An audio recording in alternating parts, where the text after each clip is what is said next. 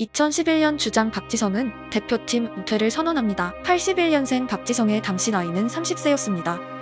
캡틴 원장을 계승한 기성용은 2019년에 대표팀 은퇴를 선언합니다. 89년생인 기성용의 당시 나이 또한 공교롭게도 30세였습니다. 그렇다면 최근 주장들의 은퇴 연령인 30세의 캡틴 손흥민은 어땠을까요? 놀랍게도 92년생 손흥민은 박지성, 기성용이 은퇴를 선언한 연령과 동나이였던 작년에 EPL 득점왕을 수상했고 카타르 월드컵에 출전했습니다.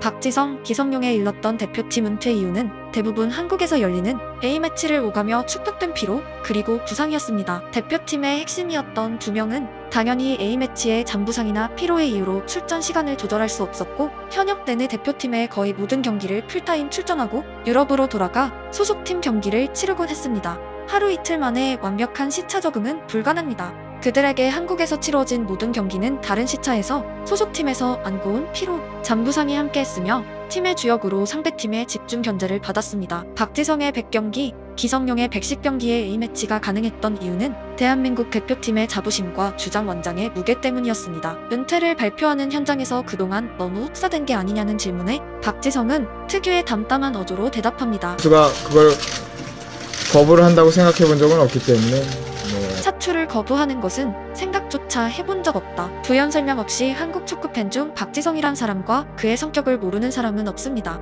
대표팀 소집 이후 소속팀에서 부진하단 이야기에 기성용은 말합니다. 한국을 다녀오면 힘들지만 그걸 변명 삼으면 그냥 조기축구 가서 볼 차야 된다. 중국 리그의 엄청난 규모의 영입 제한을 거절한 그의 대답은 대한민국 대표팀 주장은 중국에 가지 않는다 였습니다. 그에게 대표팀 주장의 가치가 어떤 의미인지 알 수 있는 일화입니다. 젊은 시절 필터링 없는 그의 언어는 많은 질타를 받기도 했지만 박지성에게 주장을 물려받은 이후에 그에게 대표팀 유니폼과 원장은 단지 축구용품이 아니라 직접 물려받은 한국 축구의 혼이었습니다. 그런 박지성과 기성용이 조기 은퇴를 선언할 만큼 그들의 몸이 예전 같지 않았다는 반증은 이후 두 명은 더 이상 전성기 시절의 경기력을 선보이지 못했고 선수 생활의 황혼기로 접어들었습니다. 박지성은 네덜란드 리그를 마지막으로 현역 은퇴했고 기성용은 K리그로 돌아와 마지막 불꽃을 피우고 있습니다. 가정이지만 그들이 A매치 피로가 상대적으로 적고 벤치 자원이 풍부하여 로테이션이 가능한 유럽에서 태어났다면 누릴 수 있는 전성기의 기간은 현실과 완전히 달랐을 것입니다. 개인의 영광과 긴 전성기를 통한 충분한 수익의 확보. 대부분의 사람들이 사회생활을 하는 이유가 적어도 최근의 대표팀 주장들에겐 통용되지 않았습니다. 저는 사실 102경기를 뛰었지만 그래도 저한테는 첫 경기가 가장 기억에 남았던 것 같아요. 지성형하고 이렇게 같이 너무나도 특별한 경험이었고 자, 시리아와의 평가전.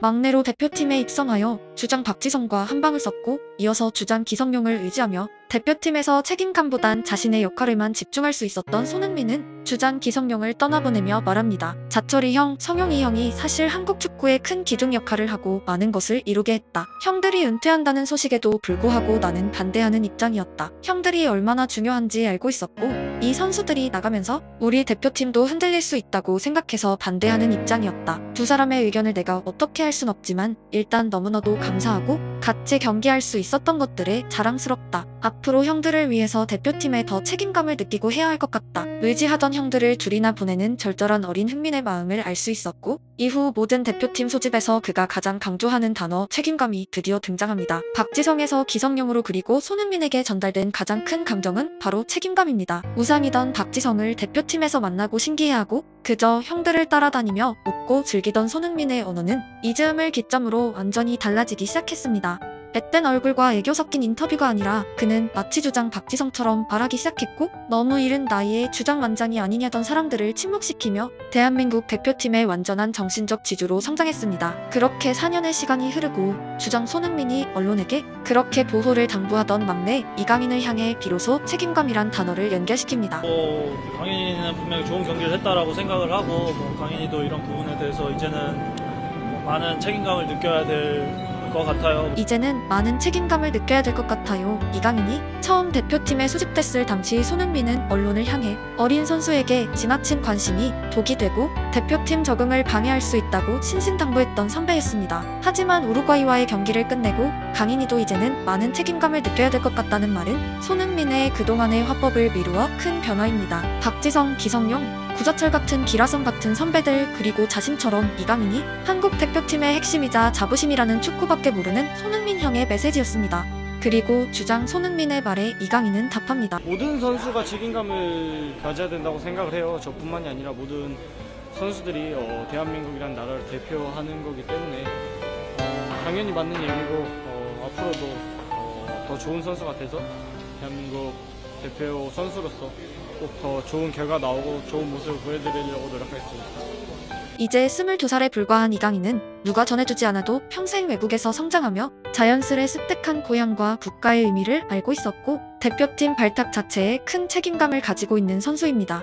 과거 이강인에 대한 비판 중 하나는 수비력과 체력이었습니다. 어제 우루과이와의 경기에서 이강인은 마치 박지성처럼 뛰어다녔습니다. 박지성, 기성용, 손흥민의 이름은 대표팀 명단에서 사라지겠지만 미래 어떤 대표팀에도 마치 그들 같은 선수들이 뛰어다니는 모습이 재현될 이유는 바로 책임감은 계승되고 보존되기 때문입니다. 몸과 얼굴은 바뀌어도 그 후는 시대와 상관없는 한국 축구 최대의 자원입니다. 형들이 은퇴한 나이에 여전히 전성기를 구가하고 있는 초인적인 내구성의 손흥민이 대표팀 은퇴에 대해 자서전을 통해 밝힌 내용이 있습니다. 평소 내 입에서 나오는 국가대표의 책임감이라는 말은 순도 100% 진심이다. 나는 태극마크가 자랑스럽고 조국을 대표해서 뛰는 일을 인생 최고의 영광이라고 굳게 믿는다. 나는 아무리 나이가 들어도 스스로 태극마크를 반납할 생각이 없다. 국가대표는 내가 먼저 고사할 수 있는 팀이 아니라고 생각하기 때문이다. 손흥민은 인생 최고의 영광을 안고 뛰고 있습니다. 안면이 골절되고 마스크를 끼고 경기장을 누비는 10시간이 넘는 비행 이후 전력으로 경기하고 못하면 수많은 비판을 들으면서도 또 웃으면서 A매치를 위해 입국하는 손흥민의 초인적인 스케줄이 가능한 이유는